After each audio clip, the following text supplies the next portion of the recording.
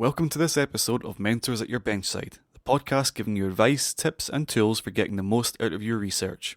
I'm Jason Rogers, and today I'll be talking to you about tips for your in situ hybridization success.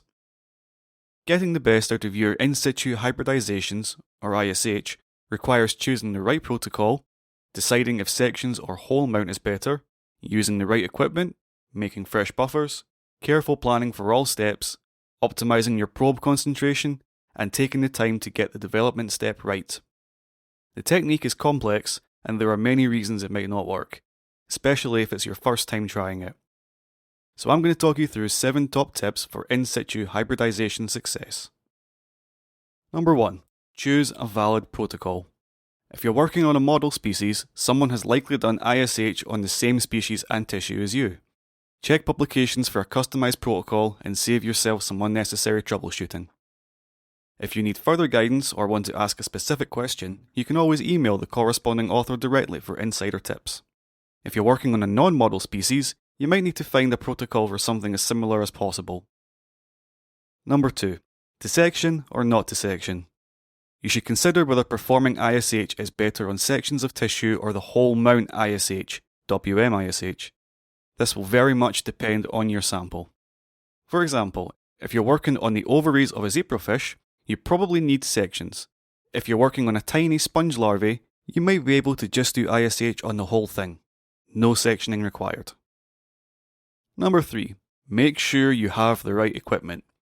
To ensure you don't lose your samples, use slides with an adhesive coating, like Superfrost Plus coated slides, so your samples don't slide off when you put them in solution. Other essential items include a hydrophobic marker pen to localize the tissue on the slide, a special dart box to keep your slides in during the protocol, and some flexible cover slips to stop liquid from evaporating off the slides when you incubate them overnight. Number 4. Make fresh in situ hybridization buffers.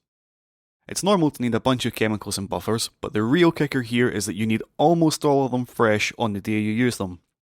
Some of them you might need to autoclave before use, or have on a magnetic stirrer for a while, so make sure you allow plenty of time for this. Every buffer you use also needs to be RNase free, so before you make everything else, you need to make or buy RNase free, DEPC treated, water first. You'll need a lot of it, so make a big batch, somewhere around 2 litres. Make sure you have enough of each solution too. As a general rule, you'll need somewhere between 200 and 500 microlitres per site per treatment to cover all the sections in solution. Number 5. Think long term.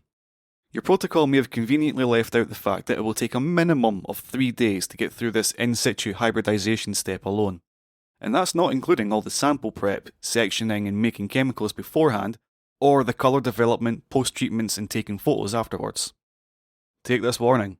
Start on a Monday so you don't end up stuck in a lab all weekend. Remember that for most of these 3 to 5 days, you'll be constantly doing 5, 10 or 20 minute washes, so you can't really leave the lab for very long to eat or drink. So make sure you keep some water and some snacks on hand. Number 6. Check your probes. Probe concentration is important. As a rule of thumb, a highly expressed gene can be detected with concentrations as low as 10 to 50 nanograms per milliliter of hybridization buffer.